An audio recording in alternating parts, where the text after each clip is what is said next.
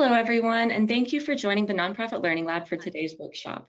If you have any questions along the way for our presenter, you can type them into the GoToWebinar chat box, likely on the right-hand side of your screen. If you have any tech questions, you can also type them there. We will be sending out the recording and materials from today's workshop by the end of the day tomorrow, so keep an eye out for that email. And without further ado, I will now hand it over to you, Eric. All right, thank you so much. Good morning, everyone, and greetings from beautiful Minneapolis, Minnesota. I hope wherever you are starting your week with some lovely weather and lots of good things to do. We are here on a very fast journey through developing an AI policy for your nonprofit, and I'm really looking forward to spending this time together with you. As was mentioned, we'll have some time at the end to talk about questions. But we're going to start with just a quick overview of where we're at in terms of the sector and AI. Then I'm going to talk quite a bit about elements of an AI policy and things you might want to consider as you're developing your AI policies.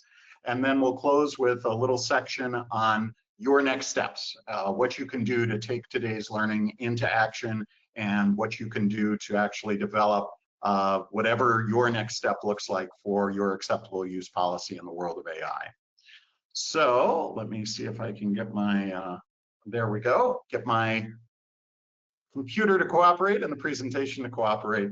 So I want to begin by just telling you a little bit about me and about the context that we're setting in here. I am not a lawyer, so first and foremost, you should not take any of my policy advice here as legal advice.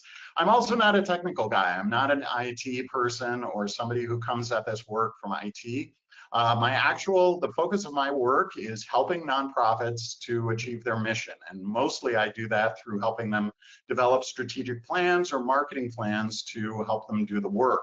And a couple of years ago, I saw somebody present on AI and it sort of blew me out of the water. I couldn't believe the power of these tools and wound up inviting the presenter to a networking coffee. And I said, Lori, how did you become an expert in AI? And she laughed and said, expert, there's no experts in AI. And I think that is largely still true. These things are changing so fast. There is so much that is going on. We are all active learners. We are all curious and trying to figure out how to use these tools effectively to achieve our mission. And so my lens as we begin this conversation is really to help you think through how can we use AI effectively within our organization to help us achieve our mission? And I think that starts with a vision around the culture we're hoping to create with the use of these tools within our organization. And what I mean by that is, when ChatGPT launched a year and a half ago or 2 years ago, there was a lot of fear. There was a lot of trepidation in the nonprofit sector about what does this mean? Is this going to affect people's jobs? Is this an ethical use? And I think we are getting to a place where we're recognizing that these are very, very powerful tools that can help us to do the critical work we're trying to do. I would imagine everybody who's on this phone call right now, very few, if any, of the folks who are on this webinar right now got into the work that you're doing because you wanted to spend more time building spreadsheets or analyzing email campaigns or trying to craft social media posts. I would imagine you got into this work because you're passionate about the work of your organization, because you're passionate about solving the critical issue that is on your plate. And AI presents us with an opportunity to spend more time on that critical work that only you can do, work around strategy, work around building relationships, work around advocacy, and giving some of those operational tasks and those routine tasks over to the tools, to the AI tools.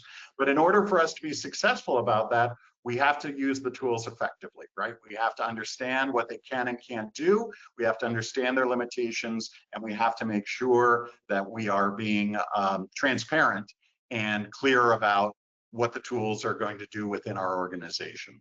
So as we launch today's conversation, I want you to think about the culture you're trying to build within your organization to help leverage these tools to help you actually achieve your mission.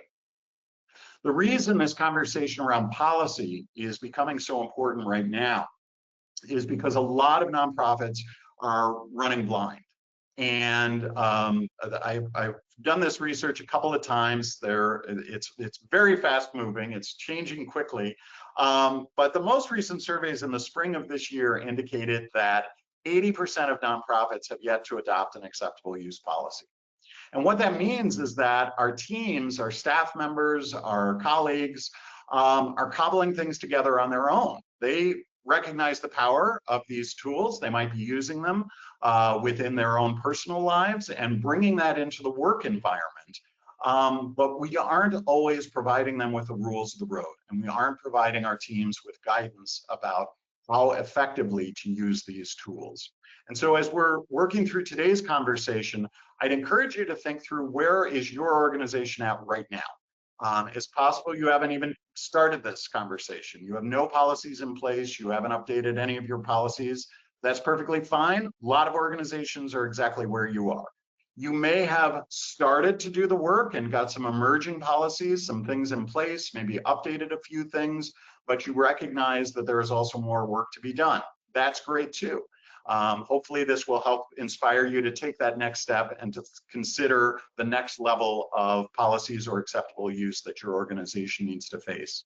And a few of you may have already done a lot of the heavy lifting and really have robust acceptable use policies in place. And hopefully you will help us as we get into our questions and discussion towards the end of the conversation and share your learnings about what has worked well for your organization and where there are still opportunities to grow. The other thing that I want you to think about as we're talking about these acceptable use policies and creating AI policies is that we don't always have to start from scratch. We don't always have to create one new ginormous AI acceptable use policy that's 12 pages long and that's sent out to everybody. There's a lot of this work and a lot of the topics that we're going to talk about related to AI that we may already have in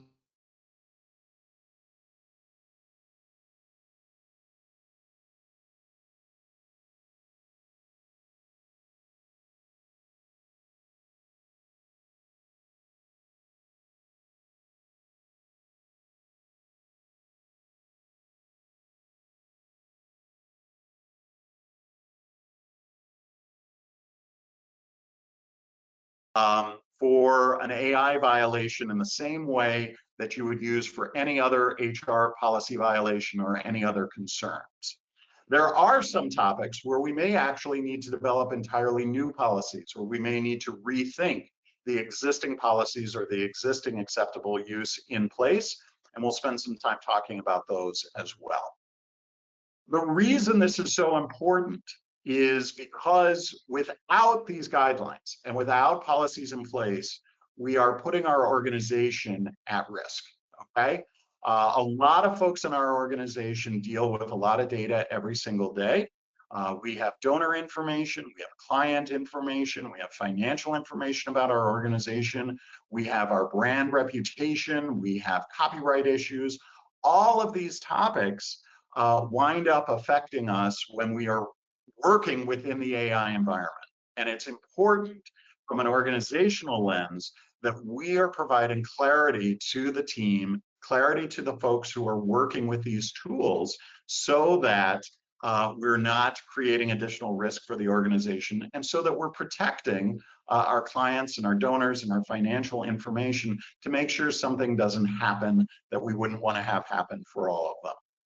We also have a really big ethical responsibility, and I think this is particularly important for those of us who are in nonprofits.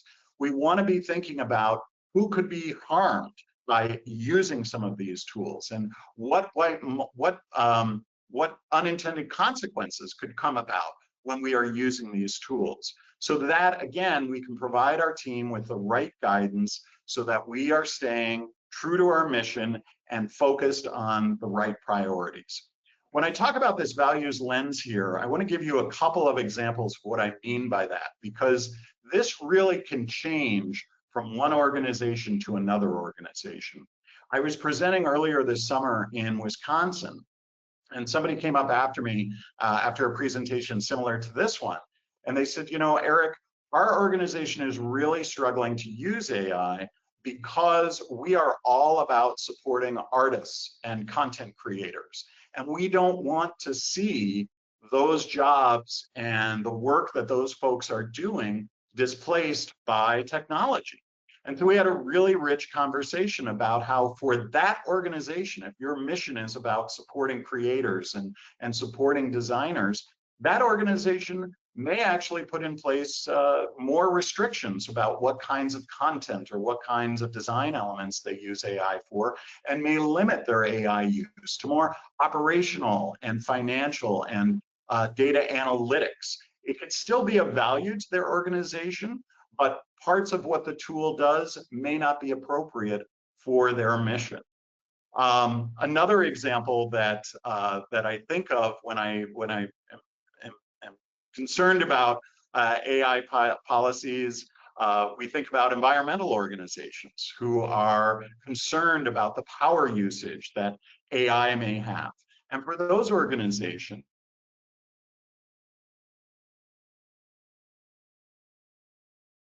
they may decide that they're going to limit the use of how AI is used within their organization because that matches their mission. So all of these, all of these conversations are going to be unique to the individual mission, to your individual values, and only your organization can sort through when there's a values conflict or when there's a mission conflict. But I want to reassure you, and I want to empower you that staying true to your values and staying true to your mission is far more important than implementing the tool. So make sure that as we're talking through these policy decisions, as we're talking through this acceptable use, that you're guided by the values and the mission of your organization and making decisions that are appropriate for your organization. So let's get into the actual topics that we need to be thinking about when we're talking about acceptable use. And this is a long list. I don't want you to panic. We're doing kind of a flyover. This is a high-level review. As I'm talking through these, I encourage you to think through which of these areas might be the biggest risk or the biggest challenge for your organization. Again, different organizations may answer that question in different ways. But for right now, as I proceed through to describe each of these areas, think carefully and think in your own mind, what affects us? Does this matter to us? Is this a big deal for us or not such a big deal for us? So the first thing we need to be thinking about are the actual acceptable tools. Which AI tools does our organization condone, endorse, use? And are there any tools that we are going to say you cannot use those tools when working within our organization? This starts at a very basic level, right? Like, do people in your organization use their personal ChatGPT account to do work? And is that acceptable to you? Or does your organization have an enterprise license or an enterprise system that's already in place where you need to remind them and you need to say to the team, hey, we've got an enterprise license here. Everybody needs to do their work focused within that enterprise space. You may have decisions about which specific tools you are going to allow to be used as well. For example, some people may be deep into ChatGPT. Other folks may be leveraging the entire Windows ecosystem and Copilot and some of the power that Copilot brings, particularly connecting some of your office and your office applications, such as Word and Excel and Outlook. Whatever it is, we need as organizations to provide individuals on our team with clear directions to say yes or no. You can use ChatGPT, you can't. You can use your personal account or you can't.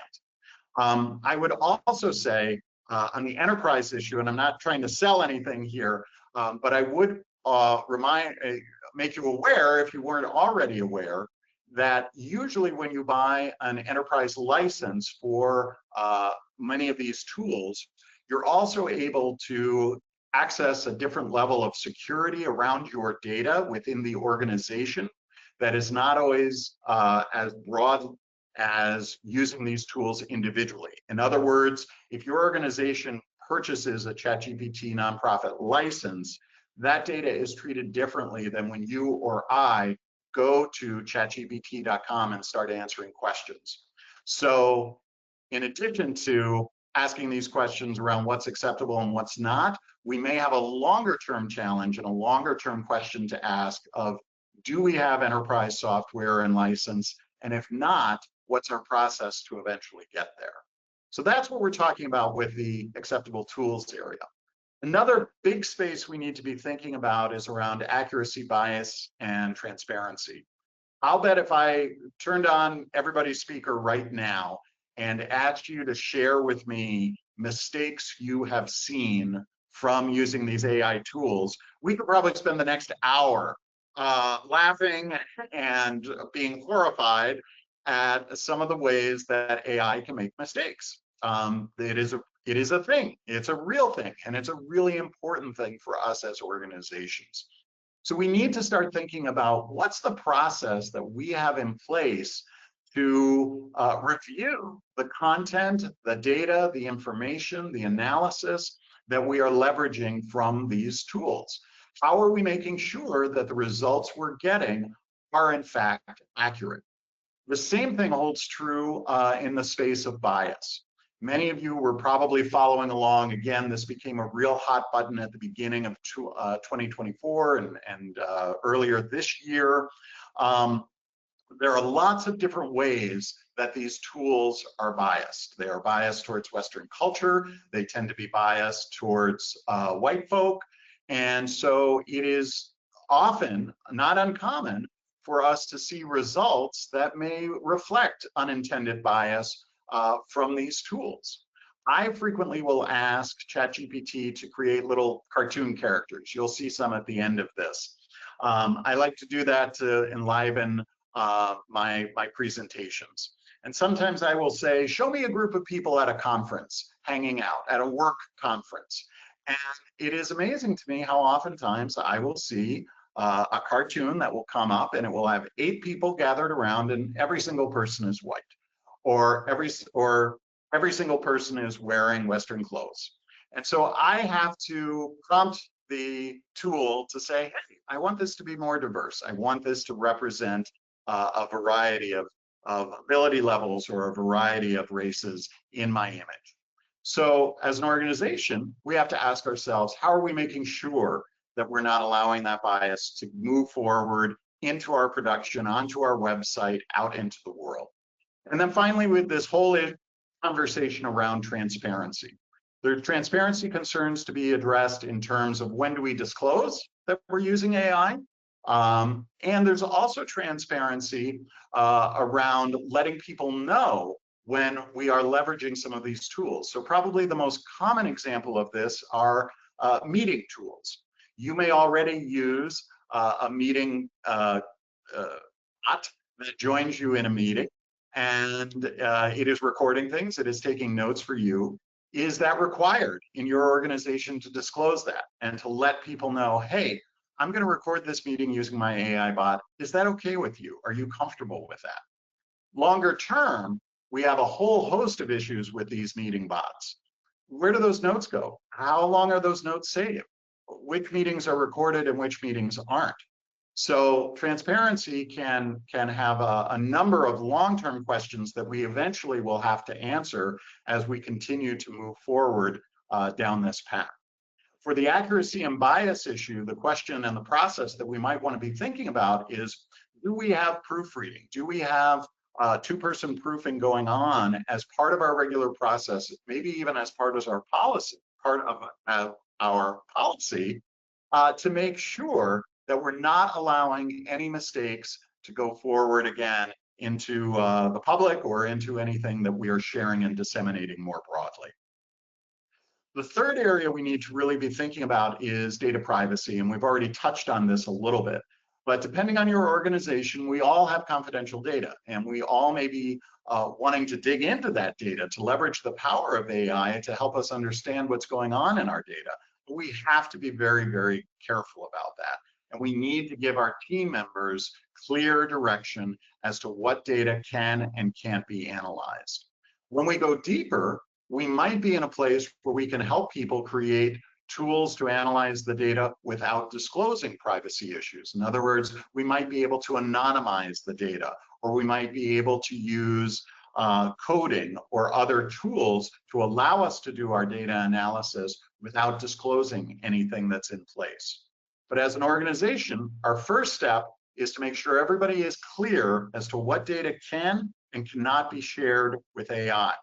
Larger organizations and further on down the road may want to get to the place where they have committees or review structures in place that require individuals to review their data with another human being prior to uploading that data into the AI system to make sure that we're protecting our clients, protecting our donors, protecting our organization, and not allowing anything to move forward beyond what we have already agreed to within our policy.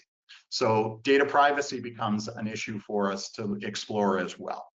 We have misuse and accountability. What happens if somebody's using these tools inappropriately? What if we notice somebody on our team, and do we have a process in place to identify that, to investigate that? Where does this fall within our broader HR policy violations, et cetera? This is not an area of expertise of mine, but it is something, unfortunately, we do have to think about. And as I mentioned earlier, this may be an area where we can leverage our existing tools and our existing policies and just be crystal clear with the team. Hey, remember, all of our existing information policies still apply, and all of our accountability, our investigation, our potential sanctions, all of those will follow the same process that we have in place. Just because it happened on AI doesn't mean that it's a completely different process that we're going to follow. But we have to think through that and make sure that that's actually the way we're going to approach this. And if there are circumstances where we need different accountabilities or different reporting structures, we need to identify those and begin to develop the process that we want to see for any misuse of AI. And finally, of course, we have training and learning. So how do we disseminate all of this information? One of the things that I think when we talk about policies and when we talk about acceptable use, we can sometimes go directly into the details, go directly into the complications without recognizing the basic processes that we have available to us. So let me give you an example. We may not need to do anything around data privacy other than send an email out to remind people that our existing data privacy policy is in place. And we need to treat AI exactly the same way as we do any other tools. And so that training and learning, it may simply be an email or a communication from our executive director that reminds people of the existing policies and procedures that are in place. That in and of itself provides them again with clear direction, clear rules of the road. Everybody knows what's acceptable and what's not. For those your policies and for more advanced things, we may need to spend some time developing those. And then when the time comes, doing some rollout to provide the training and education to our team so they understand the new policies and the new processes that we're going to be launching related to AI. So all of these realms here are things that we need to be considering. And hopefully you're not, panicking, as I said, right at the moment. This is a high-level overview, but think for a moment right now about these areas and ask yourself, which of these am I most worried about for my organization? Which of these is the most concerning? Is it the data privacy? Is it accuracy? Whatever it is, that can be your first step towards developing the right tools. So one pathway forward, you might want to take a look at some of the frameworks that are available online. I've got a link at the end of this presentation that will connect you to several of these frameworks. I like the frameworks because they help us to identify areas we might not think about. We can start the conversation with webinars like this, as well as within our team and our board members. And as I've mentioned, I think throughout all of this process, we can take a look at our current policies and see which of the current policies already apply. And by the way, this is a great use of AI. You can take your policy manual, feed it into a tool like ChatGPT and say, where are there gaps here that I need to be thinking about from an AI perspective or an acceptable use perspective? So here's the challenge. What is your biggest organizational risk right now? And think about what you can do as one immediate next step to begin to bring that risk under control, to begin to reduce the risk to your organization. And then as you move forward, you can begin thinking about how you integrate AI into all of your ongoing practices and your annual policy reviews. We don't want this always to be a standalone process. We want to integrate it as much as we possibly can with our existing practices without making more work for us.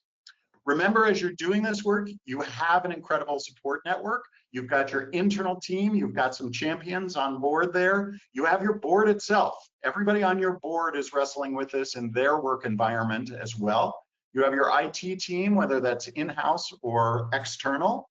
You have peer nonprofits and organizations like this and webinars and your sector networks and conferences to go to. You have your legal advice, wherever that comes from. And as I just mentioned, you have AI itself, which can help you to identify where you might need to go next. Here is a QR code. I'll also put this in the chat, a QR code that will take you to the frameworks that I mentioned that might be valuable to you. And with that, I think we're ready for some quick questions.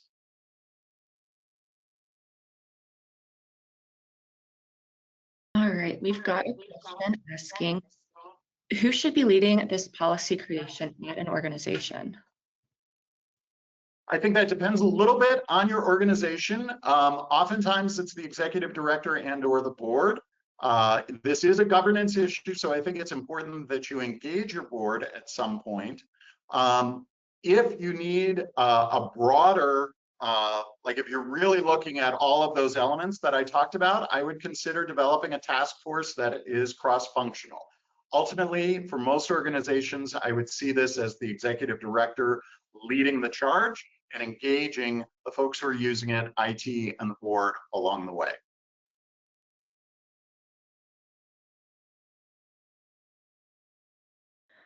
Okay, we've got a question asking, can you put that link to the frameworks in the chat or show the QR code again?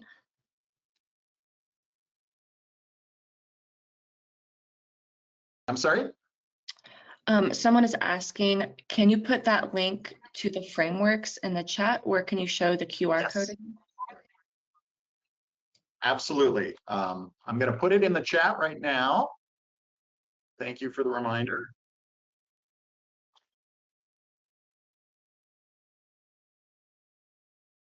Oh, nope, that didn't go. Let's do.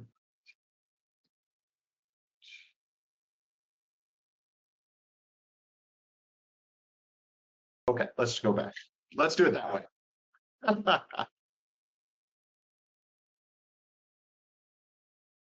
All right, and now when AI is being integrated into almost all technology tools we're already using without our consent, how would you approach applying a policy to that conundrum?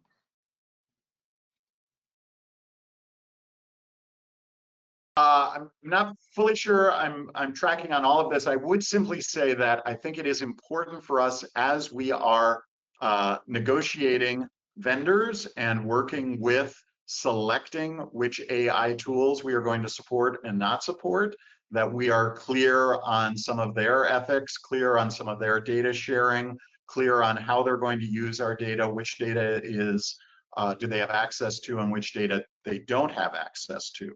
So I think this gets to that first realm of acceptable use, right? We as an organization need to identify, let's use a meeting assistant as an example. You know, we sanction the use of these one or two or no meeting tools because we have vetted them and because we know they're going to use our data responsibly. And by the way, these other meeting tools, those are not permitted because we haven't vetted them and we don't trust that they're going to use our data appropriately. So I think the most important aspect of how AI is infiltrating things is on the front end and making sure that we as an organization are clear with our vendors or the software providers that we are using about how they are using our data and that we are clear on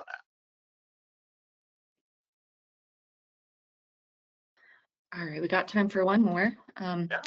Is there a way to direct external consultants on acceptable AI use as it relates to the work they're doing for us? Or should we be asking for their AI policy? I think both are perfectly acceptable. So if you are engaging consultants and you think they might be using AI, I think it is very appropriate for you to say, particularly before the project begins, to outline within the project contract what is acceptable and what is not acceptable, where that data is going to go, how they can use that data. And a first step might be to ask them, what is your, how do you anticipate, do you have an AI policy? How do you anticipate using this data? Please disclose that to us. And if they don't have one, then I think it's appropriate for you to say, well, we need to include that as a clause within our contract. So everybody, again, has clear rules of the road.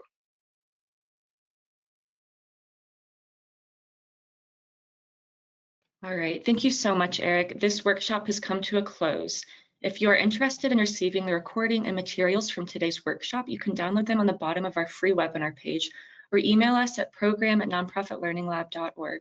Thank you so much for participating. And again, thank you, Eric, for educating our community. Thanks, everybody.